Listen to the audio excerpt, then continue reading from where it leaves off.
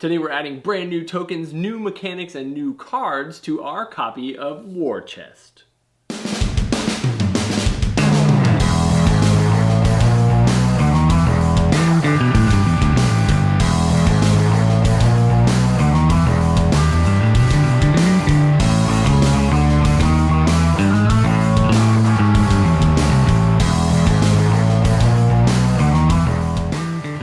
Hey guys, and thanks for joining us at Tantrum House Studio 3. I'm Will Meadows. And I'm Liam Meadows, and today we're reviewing the Nobility expansion for the game War Chest by AEG. We really enjoyed the War Chest game. The new Nobility expansion from designer Trevor Benjamin and David Thompson adds some new tokens, some new cards, and some new mechanics to the game.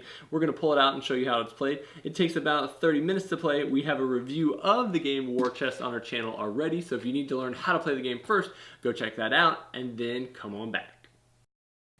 The War Chest Nobility expansion adds 7 brand new Royal Decree cards, some cardboard seals and control markers, 4 new unit cards, and 19 new coins. The Royal Decree cards give players additional one-time actions that they can use when playing their Royal coin. The 4 new units include the Bishop, Earl, Bannermen, and Herald. The game also comes with an updated Royal Guard card. The expansion doesn't change any of the standard gameplay, but adds a bunch of new options for how to move your pieces on the board.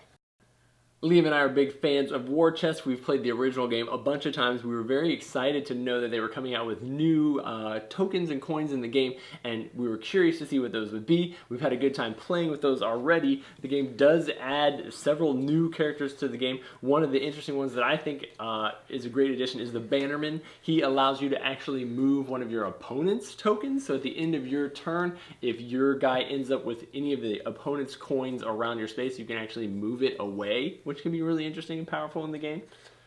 Yeah, my favorite character in the game is the Herald, that you can bolster. If you're standing next to one of your other players, you can bolster them. And you can do it from the supply, which is cool, so it doesn't even come out of your bag, it just bolsters them from one of the other ones. One of the other new cards is that Earl, which is pretty interesting. He takes great advantage of these new Royal Decree cards, and the Royal Decree cards, at the beginning of the game, you deal out 3 to go out on the table, and then everybody has the opportunity to use those. The only thing is you can only use them one time, so you have to use your little cardboard seal token to activate it, and then you can take that turn.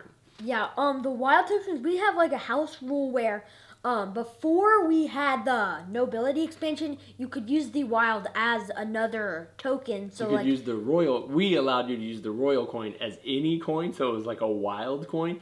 And now having something to do with that coin is really great, because later in the game, once you've done some of your recruiting, that coin can be kind of a waste of a turn, it feels like.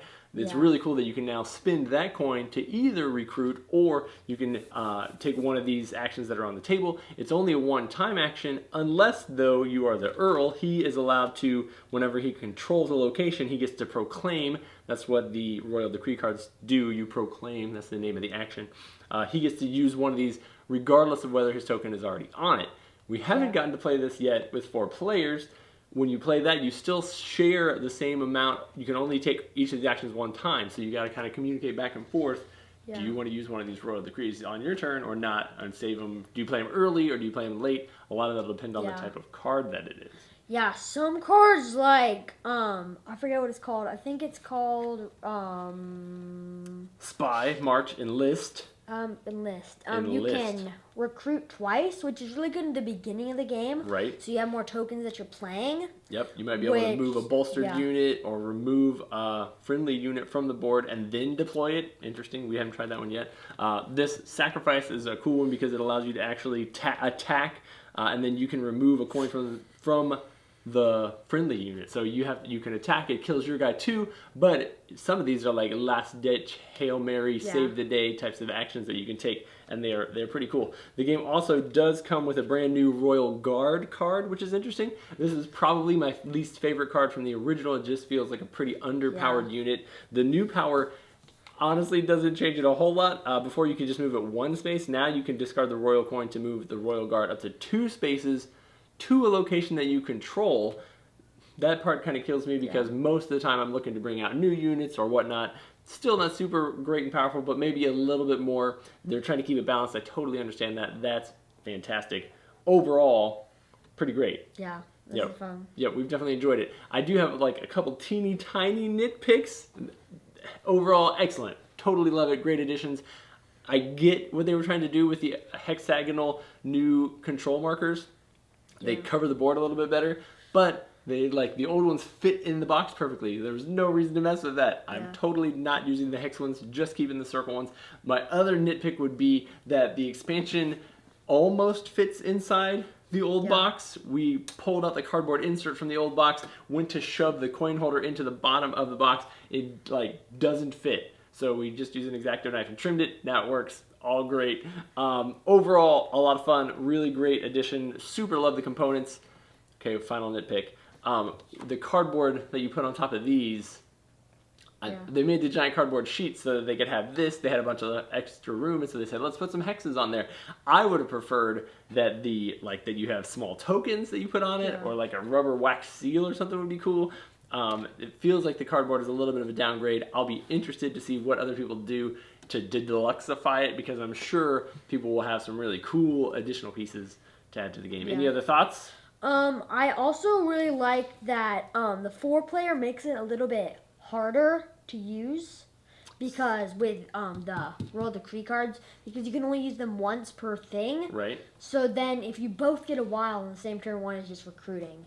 So it doesn't help as much. Or you can use 2 of these. But Yep. Timing is always the key in this game. Again, lots of fun. Definitely check it out. Super excited to be able to play it. Looking forward to trying all of the combinations. Really love the components overall. Excellent stuff. If you guys are fans of the original War Chest, definitely check out the new Nobility expansion.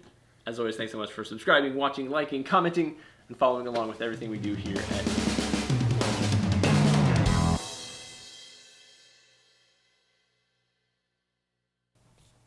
Let's get this party started by banging on our war chest. Is that a good intro? I don't care.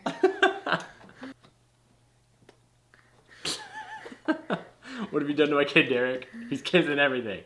It's a book. It's a book. And a chest. And it's about war. And it's about bags. That you pull tokens out of your bags. And okay, so here's let me the rules. read. Did I get his name right?